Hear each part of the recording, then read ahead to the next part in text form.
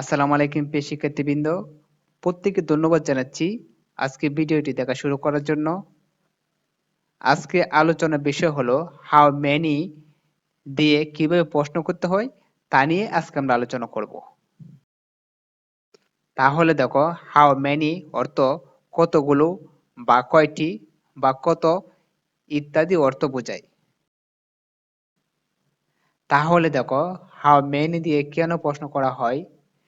সংখ্যা বা যা গণনা করা যায় তা সম্পর্কে জানার জন্য হাউ মেনি দিয়ে প্রশ্ন করা হয়।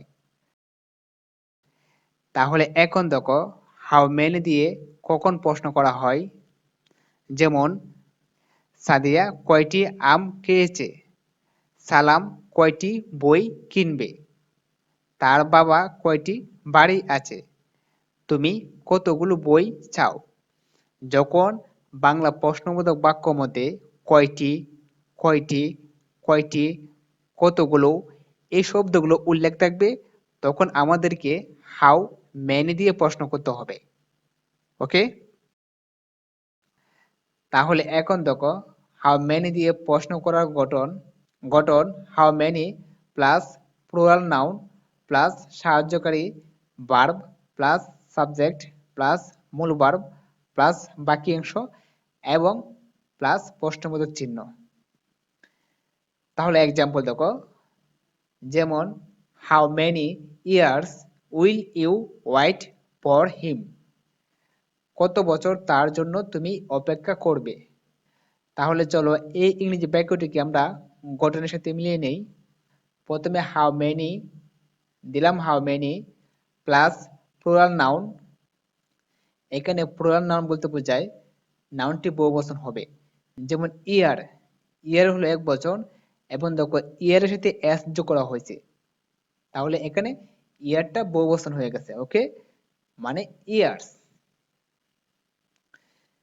মানে প্লুরাল নাউন প্লাস সাহায্যকারী ভার্ব হলো উইল প্লাস সাবজেক্ট হলো ইউ প্লাস মূল ভার্ব হলো ওয়াইট প্লাস বাকি অংশ হলো ফর হিম প্লাস প্রশ্নবোধক চিহ্ন, দিলাম প্রশ্নবোধক চিহ্ন।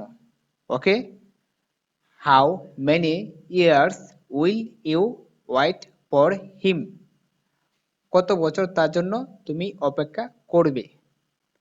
দেখো, হাউ মেনি অর্থ কত। ওকে,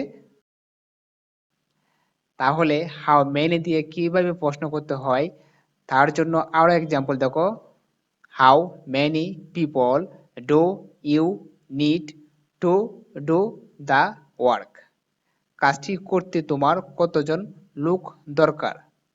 how many books do you want, তুমি কতগুলো বই চাও।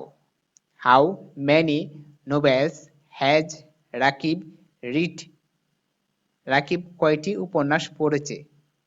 তাহলে দেখো, হাউ মেনি অর্থ কতজন, হাউ মেনি অর্থ কতগুলো, হাউ মেনি অর্থ কয়টি, এইরকম শব্দের অর্থ প্রকাশ করা হয়েছে বাংলা বাক্য মধ্যে।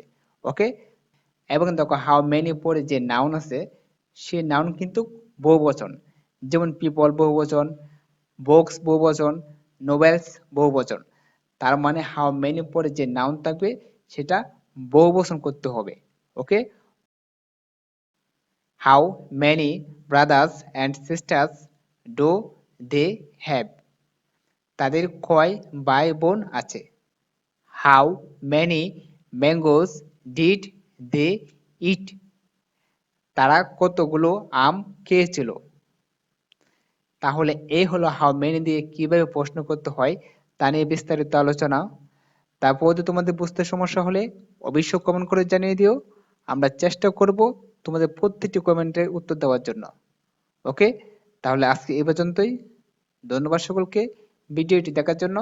আল্লাহ হাফেজ।